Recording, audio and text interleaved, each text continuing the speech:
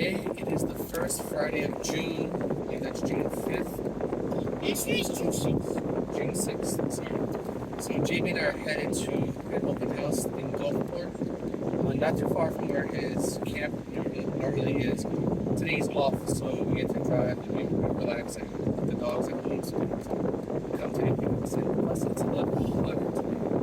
And the first time we did it, it was much rainier. And today, like the weather being the way it is, it's sunny and nice Friday. We should have some guests because they were going to guests last time. So, what's on my deck today? I have two offers submitted and waiting to hear back from to see if I need to counter or etc. One for a complete teardown in Tampa. It's actually a short sale. I'm going back and forth with both listing agents to get a sense of the sell valuation and where we can price it. So I've already sent one offer and I haven't heard back yet on the phone because the buyer was selling today by the end of the day. Another one, our offer yesterday was rejected for more of a refit or repair property in Gulfport. It's not exactly a teardown like the other one in Tampa.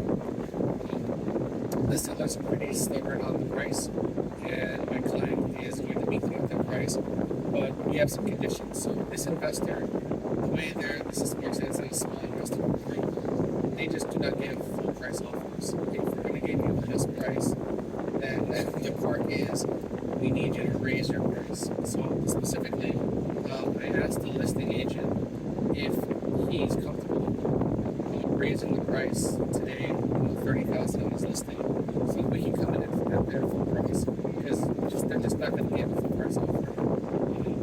And he was kind of having a apology because I said the funds earlier, and they saw a substantial account. And so you can just pay it. It's just not the way it works. They're not just going to give you full price. If you want us to give you this price, we need you to raise with this price by this percentage or this number of dollars. And he says that's low. I get it. Let me call my client. And he said, give me an answer. I didn't. It's almost 1 o'clock now. It's twice already today. He said, I haven't heard back from my son. Like, well, did you speak to your son the day before? No, this is how we can get your full price offer. I said, yes, I just haven't heard an answer back. So this agent is actually a really, really good agent in the sense of he's done dozens of transactions already this year. It's already June. So he's just a busy person. And I don't know if he has the time to have a complete, fully fleshed out conversation with his client to describe the details of how we're going to make this offer, a full price cash offer for that. He just needs to come across as a discount on our end. So meaning, if they're willing to come up 35,000 on this price, then we can give them this price, the current price, as a cash offer. And that's complicated, it's convoluted, but it is their policy. That is just how it is. So I'm hoping that they work with it because, they've gotten several offers that the listing agent told me that are near where we're at, but none of the price that they're asking for need to meet the price if they do it this way. So we can get this closed. And I think if we're coming in with a strong, we have good conversations with the listing agent, we can come back with an offer that makes sense for them to take counter. Because what I'm finding now is that when I'm I don't know if it's because of the buyer's market or I'm dealing with investments now, but not everyone is sending a counter. They're just saying no, or they're not saying anything. They're saying highest and best by any other means. And it's just weird because I'm running around, I'm trying to do all this work, and I'm waiting for a phone call, waiting for an email, and it doesn't come in. And when I call the agent, he's like, "Oh, we like the offer. Like how much you tell me? I'd rather chase you for trying to help you sell this property." So that's annoying. The next, I have a showing with an investor for my duplex. It's like we left all the contract last month. And this seems like it's going to be a really good conversation to confirm the availability with the buyer's agent and their client. I confirm the time with the tenants to be out so we can come to the property early. That's going to be at 9:30 tomorrow on Saturday. And this is what I kind of like. It's a very dispassionate buyer. They're just looking to buy another property. They're not looking to buy. There's no complications with that. I like the fact that the properties they rented out currently, the leases that they're doing, and there's upside potential to increase the leases or the price per month for the leases. They're very happy with that. They like the property. They have multiple properties in St. Pete. The reason why that's kind of interesting is because St. Petersburg, like any other metro in Florida, is it's hard to see the gentrification process. Like if you're from the outside, if you're from, let's say, California, Illinois, New York, you're expecting neighborhoods to be kind of, like uniform.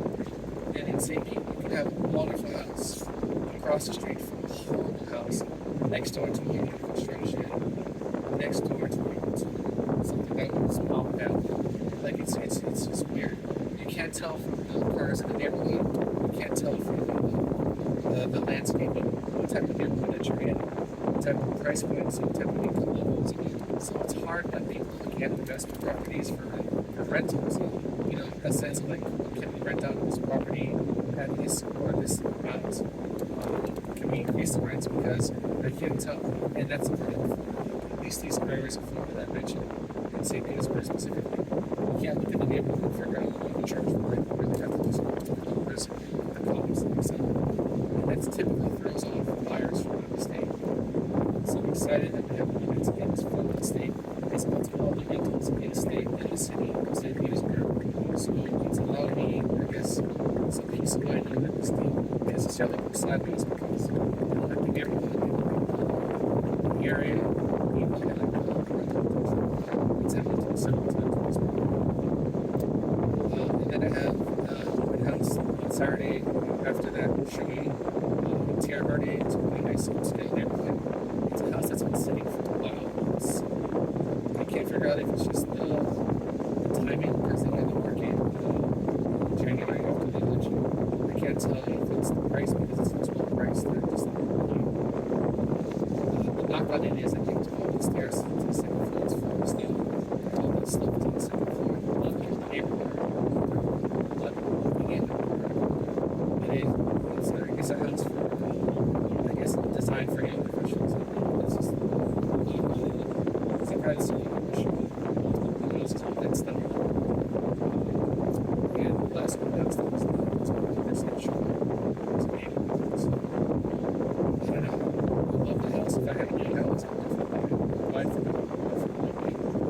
But I would love to live in that community. After that, I have in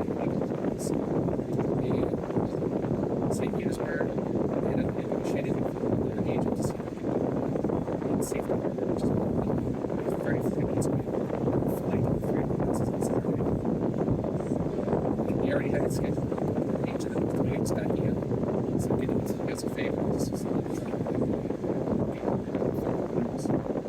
so I plan to have a very busy weekend. We have another open house for real estate on Sunday.